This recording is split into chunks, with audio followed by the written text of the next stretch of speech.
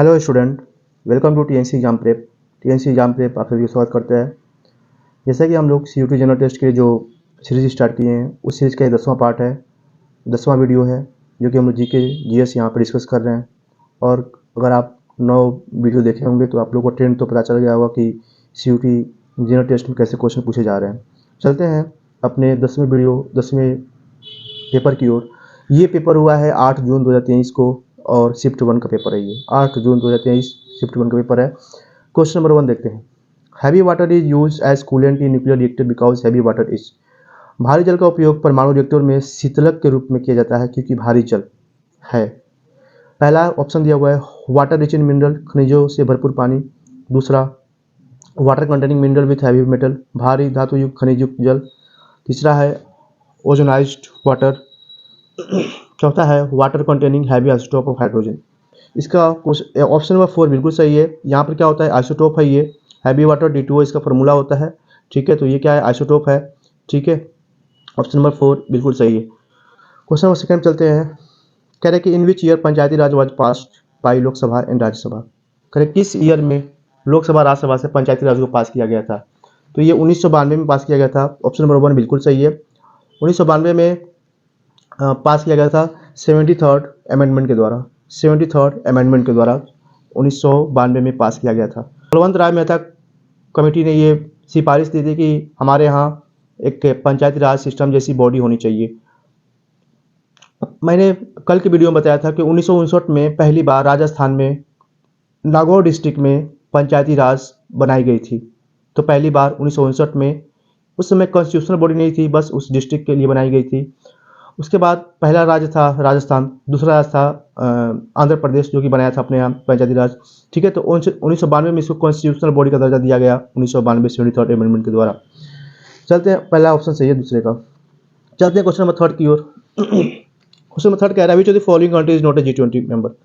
इसमें से कौन सी देश जो है कि G20 के मेंबर के पार्ट नहीं है। ऑप्शन है Indonesia, Turkey, Mexico and Singapore. अगर बात करें हम G20 1999 में बनाया गया था। 1999 में बनाया गया था, 1999 में। इसमें G20 में 2023 में सदस्यता भारत की थी। 2023 सदस्यता किसकी थी, भारत की थी। ठीक है, लेकिन जो 2024 की सदस्यता है, मतलब भारत के बाद जो सदस्यता निभाएगा वो है ब्राज़ील, है ना। और ब्राज़ील के प्रेसिडेंट जो है लुलवा डी सिल्वा है। ठीक है, लुलवा डी सिल्वा वहाँ के क्या है, प्रेसिडेंट है ब्राज़ील के। 1999, ठीक है, 1999 में इसको बनाया गया था G20 को। G20 में 19 देश हैं, एक यूरोपियन यूनियन है और इस बार मोदी जी ने अफ्रीकन यूनियन को भी इसमें शामिल किया है। तो कितने हो गए टोटल, 21 हो गए। कितने हो, 21।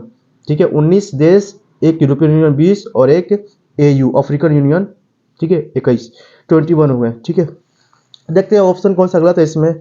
G20 में इंडोनेशिया भी पार्ट है, तुर्की भी पार्ट है, मैक्सिको भी पार्ट है, तो ऑप्शन डी होगा इसका सही। मतलब सिंगापुर G20 का पार्ट नहीं, सदस्य नहीं है। क्वेश्चन नंबर 4 की ओर चलते हैं। क्वेश्चन नंबर 4 कह रहा है ये सूची 1 सूची 2 को मिलान करना है।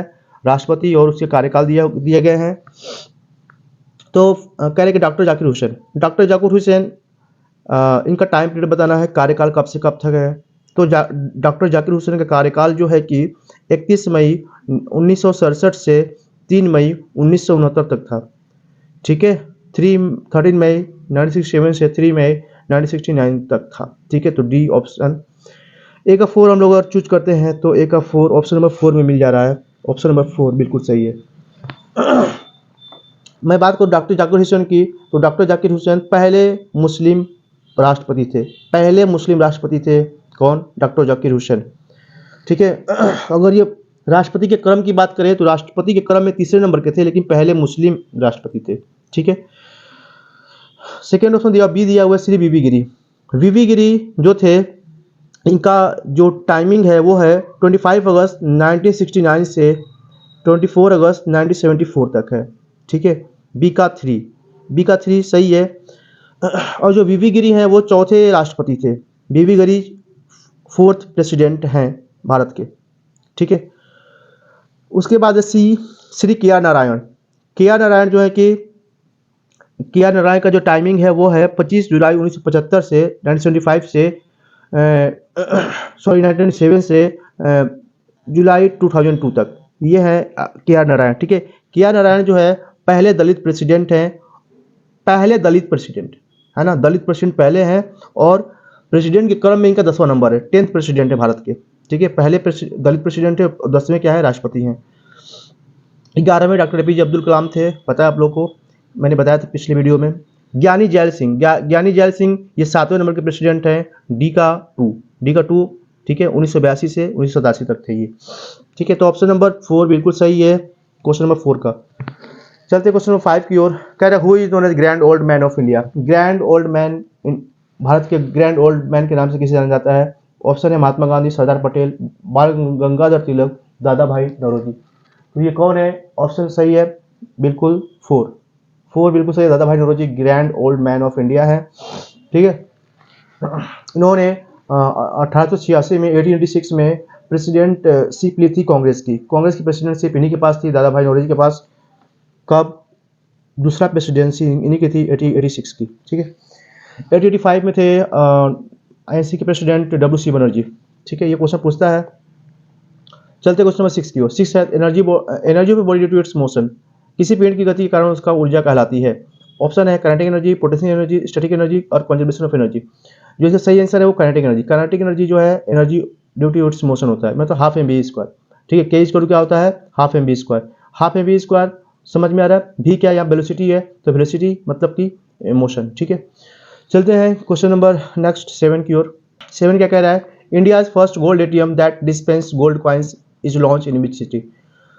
सोने के सिक्के निकालने वाला भारत का पहला गोल्ड एटीएम किस शहर में लॉन्च किया गया? ऑप्शन है पहला वारंगल, दूसरा है ऑप्शन हैदराबाद, तीसरा ऑप्शन है गुरुग्राम, चौथा ऑप्शन है दिल्ली। ऑप्शन सही है सेकंड, हैदराबाद। क्वेश्चन नंबर 8 की ओर चलते हैं। Who wrote the famous book my experiment with truth. किसने प्रसिद्ध बुक माई एक्सपेरिमेंट है ना विथ ट्रूथ लिखा हुआ है? ये पुस्तक किसकी है? ऑप्शन दिया हुआ लाला लाजपत राय, एम के गांधी, ऑप्शन 3 है सरोजिनी नायडू, ऑप्शन 4 है वीएस नैपल। ठीक है, तो ऑप्शन नंबर सेकंड सही है, एम के गांधी की ये बुक है। ठीक है, माई एक्सपेरिमेंट विथ ट्रूथ। इन्होंने अपनी पूरी जीवन की घटना को लिखा है ना, और सच्चाई के साथ लिखा है, इसलिए ट्रूथ बोला जाता है इसको। तो लाला लाजपत राय की मृत्यु हुई थी 17 नवंबर 1928 में। ठीक है ना, साइमन गो बैक का नारा लगाते हुए है ना, पुलिस के द्वारा लाठीचार्ज करने के कारण इनके सर पे लाठी लग गई और इनकी मृत्यु हो गई। एम के गांधी की मृत्यु हुई थी 1948 में 30 जनवरी 1948 को है ना, और नाथूराम गोडसे के द्वारा इनको मार दिया गया था, है ना, शूट कर दिया गया था इनको। चलते हैं क्वेश्चन नंबर 9 की ओर। क्वेश्चन नंबर 9 है ascorbic acid is the correct chemical name of. Ascorbic acid किसका सही नाम है? Vitamin D, vitamin C, vitamin E, vitamin B12। पहले बात करें एस्कॉर्बिक एसिड की, तो एस्कॉर्बिक एसिड विटामिन सी का नाम है। विटामिन सी का नाम क्या है? Ascorbic acid. ठीक है, अब बात करते हैं अलग अलग। तो 9वें का ऑप्शन क्या होगा? 2। 9वें का ऑप्शन क्या है? 2। अब हम लोग बात करते हैं अलग अलग का नाम। विटामिन डी को क्या बोलते हैं? कैल्सीफेरोल बोलते हैं। क्या बोलते हैं? कैल्सीफेरोल। विटामिन ई दिया हो, विटामिन ई को बोलते हैं टोकोफेरोल। क्या बोलते हैं? टोकोफिरोल बोलते हैं। विटामिन ए को बोलते हैं रेटिनोल। विटामिन बी को थायमिन। ठीक है, विटामिन B12 को साइनोकोबालामिन। क्या बोलते हैं? साइनोकोबालामिन। ध्यान सुनो मेरी बात सभी लोग। Vitamin A retinol, vitamin B thiamine, vitamin C ascorbic acid, vitamin D calciferol, vitamin E tocopherol, vitamin B12 cyanocobalamin. क्या है? Cyanocobalamin, vitamin B12। ठीक है, तो सभी का नाम मैंने बता दिया, सभी विटामिन का नाम। चलते क्वेश्चन नंबर 10 की ओर। Taj Mahal Agra UP was declared as one of the UNESCO world heritage site. जो ताजमहल है एक यूनेस्को वर्ल्ड हेरिटेज साइट है। इसको कब घोषित किया गया यूनेस्को साइट? ईयर बताना है, किस ईयर में? 1975, 1980, 1983, 1990। ऑप्शन नंबर 3 बिल्कुल सही है, 1983 में इसको वर्ल्ड हेरिटेज साइट बनाया गया था। 1983 10वें का तीसरा आंसर सही है। क्वेश्चन नंबर 11 को चलते हैं। Question number 11, the union government launch Bharat निर्माण योजना ऑन। है ना, भारत सरकार ने भारत निर्माण योजना कब लॉन्च किया था? ये बताना है। दिसंबर 2005, फरवरी 2006, मई 2015, अप्रैल 2016। तो ये बिल्कुल सही है, पहला ऑप्शन। दिसंबर 2005 में भारत निर्माण योजना शुरू की गई थी केंद्रीय सरकार के द्वारा। ठीक है, क्वेश्चन नंबर 12, क्वेश्चन नंबर 12 देखते हैं। सूची 1, 2 और 2 को मिलान करना है। खिलाड़ी दिया हुआ, स्पोर्ट्स दिए हुए। कौन से खिलाड़ी कौन सा स्पोर्ट्स खेलते हैं ये बताना है। मैरी कॉम, ये क्या खेलती हैं भाई? Mary Kom boxing, Mary Kom boxing. A का 4, ए का 4 देखते हैं तो सब में ए का 4 है, चलो इससे हो नहीं पाएगा काम। बी दीपिका पल्लिकल, दीपिका पल्लिकल क्या खेलती हैं? तो दीपिका पल्लिकल सॉरी, दीपिका पल्लिकल स्क्वैश से रिलेटेड है, स्क्वैश, दीपिका पल्लिकल स्क्वैश। दीपिका कुमारी, दीपिका कुमारी ये है आर्चरी, ठीक है, आर्चरी में ये फेमस है दीपिका कुमारी। उसके बाद है स्मृति मंधाना, स्मृति मंधाना क्रिकेट, स्मृति मंधाना क्रिकेट। तो डी1 ठीक है, C2, D1 C2 option number 3। Question number 12 का ऑप्शन नंबर 3 बिल्कुल सही है। क्वेश्चन नंबर 13 देखते हैं। India first experimental remote sensing satellite carry TV and microwave camera was. तो कह रहे कि भारत का पहला प्रायोगिक रिमोट सेंसिंग उपग्रह है ना, जो कि सब माइक्रोवेव कैमरा वगैरह लेकर गया था, ठीक है, वहाँ पर। तो ये कौन सा था बताना है। ऑप्शन है आर्यभट्ट, भास्कर, रोमी RS1, Rohini RS2, Rohini RS1 और RS2, ठीक है, रोहिणी RS1 RS2। तो ऑप्शन नंबर कौन सा सही हो सकता है? तो भास्कर सही है, ये भास्कर ये सब काम किए थे और 1979 में, ठीक है ना। भास्कर जो था हमारा उपग्रह सैटेलाइट, उसके द्वारा भेजा गया था इसको, इन सभी चीज़ों को 1979 में भास्कर को भेजा गया है। चलते हैं question 14। Elephanta caves is located in, Elephanta cave कहाँ पर लोकेटेड है, ठीक है, एलिफेंटा केव कहाँ लोकेटेड है? तो ऑप्शन दिया हुआ है ग्वालियर, मुंबई, जोधपुर, भुवनेश्वर। तो ये मुंबई से 10 किलोमीटर दूर है ना, समुद्र के बीच में है, ठीक है ना, समुद्र के बीच में है ना। ये समुद्र जो है, जो सी कोस्ट है मुंबई का, वहाँ से 10 किलोमीटर की दूरी पे है, ठीक है ना। तो एक आइलैंड टाइप का है वहाँ पे, ठीक है। तो ये यूनेस्को साइट, इसको एलिफेंटा केव को, ये भी एक यूनेस्को साइट का दर्जा इसको दिया गया था 1987 में।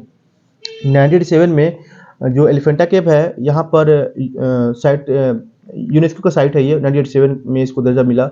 और ये जो एलिफेंटा केव है वो यहाँ पे बहुत सारे स्टैचू वगैरह हैं, मूर्तियाँ वगैरह हैं, और ये फेमस है शिवा के लिए, है ना, शिव के लिए, शिव भगवान के लिए ये फेमस है एलिफेंटा, ठीक है। चलते हैं question number 15। In India National Congress पास से रिजोल्यूशन ऑफ पूर्ण स्वराज, कह रहे हैं कि भारतीय राष्ट्रीय कांग्रेस ने अपने अंतिम लक्ष्य के रूप में पूर्ण स्वराज, पूर्ण स्वतंत्रता का प्रस्ताव पारित किया। अब ये कब किया ये पूछ रहा है, और किस सेशन में किया था ये पूछ रहा है।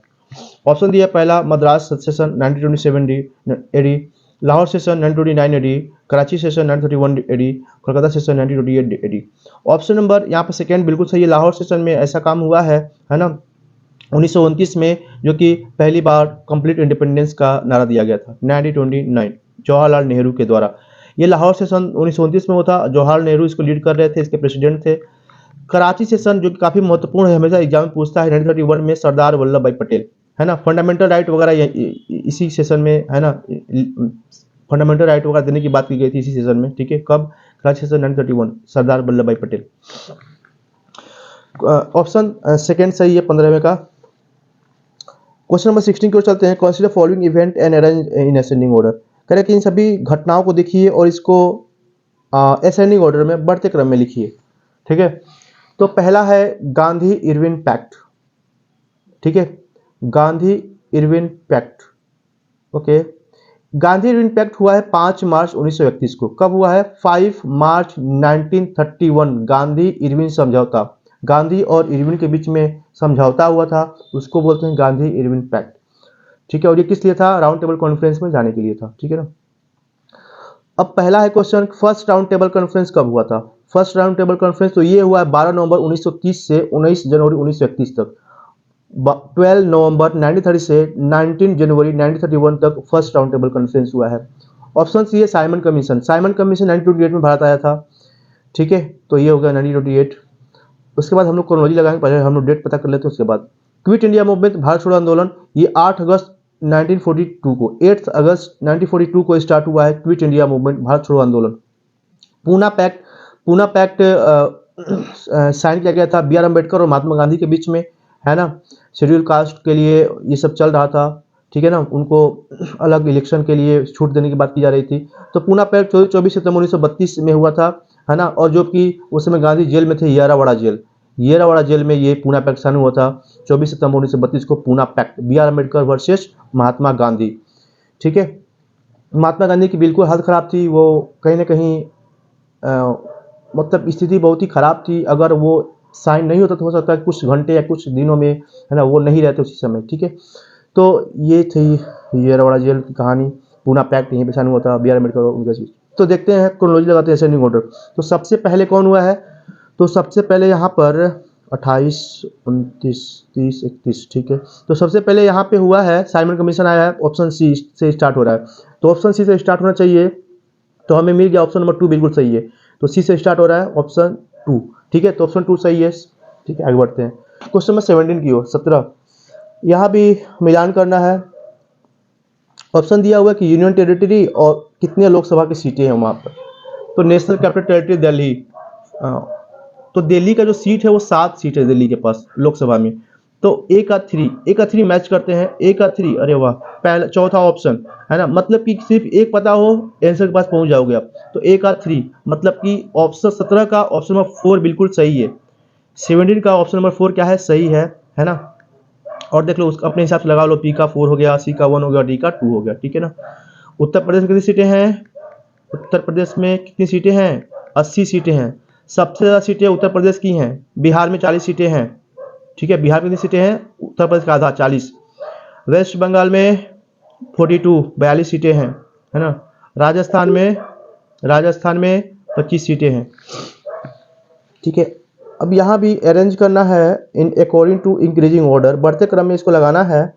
और लॉन्गेस्ट बॉर्डर के हिसाब से हमारा जो देश का बाउंड्री है, तो सबसे बड़ा बाउंड्री किससे लगता है, उसके बाद किससे लगता है ये बताना है ना। और 21 ऑर्डर में इंक्रीजिंग मतलब छोटे से बड़ा, सबसे कम किससे लगता है और सबसे ज़्यादा किससे लगता है।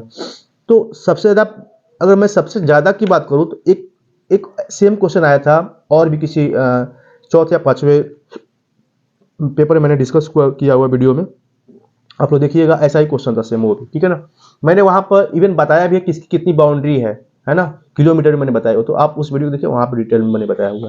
ठीक है, बस यहाँ पर मैं आंसर बताऊँगा कौन क्या है। ठीक है, तो नेपाल, पाकिस्तान, चाइना, भूटान और म्यांमार, ये 5 ऑप्शन दिए हुए हैं ABCD की। तो यहाँ पर अगर यहाँ पर बांग्लादेश दिया होता तो सबसे बड़ी सीमा रेखा हमारी बांग्लादेश के साथ मिलती है। बांग्लादेश यहाँ पर है ही नहीं, बांग्लादेश यहाँ पर है ही नहीं। बांग्लादेश के बाद अगर हम बात करें तो किससे लगता है, तिब्बत, किसके साथ लगता है, तिब्बत। अब देखो इस आंसर में तिब्बत भी नहीं है, तिब्बत किसका पार्ट है, चाइना का। तो चाइना, लेकिन चाइना दिया हुआ है, तो मतलब सबसे बड़ा बाउंड्री किसका हो गया, गिवन में से। एक्चुअली में तो बांग्लादेश है, लेकिन गिवन में से किसका है, चाइना। तो चाइना देखो सबसे लास्ट में, चाइना सी कहाँ से पे आ रहा है, तो सबसे लास्ट में सी कहाँ आ रहा है, क्योंकि सबसे बड़ा है ना, तो हमें क्या लिखना है, अंग्रेजी मतलब छोटे से बड़ा, तो सबसे बड़ा सबसे लास्ट में आएगा। तो सी देखो दिख रहा है ऑप्शन नंबर 4 में, ऑप्शन नंबर 4 में क्या दिख रहा है, सी। तो ऑप्शन नंबर 4 बिल्कुल सही है। बस एक पता है, आंसर मिल गया। हमें नहीं पता किसका क्या करना है, बस हमें आंसर से यहाँ पे मतलब है और हमें नंबर लाना है। ठीक है, कैसे भी करके। क्वेश्चन नंबर 90 को चलते हैं। Which of the super computer is not developed in India, इसमें से कौन सा सुपर कंप्यूटर है ना इंडिया के द्वारा डेवलप नहीं है। पहला ऑप्शन है फ्लोरो सॉल्वर, पेस, परम 10,000, ठीक है, और डीप ब्लू। तो इसमें से कौन सा है, तो डीप ब्लू ये भारत के द्वारा डेवलप नहीं किया गया और सब के सब भारत के द्वारा डेवलप किए गए हैं। तो ये थे 19 क्वेश्चन। ठीक है, ये हमारा आज का डिस्कशन रहा। बताया कैसा डिस्कशन रहा। Thanks for listening. जय हिंद।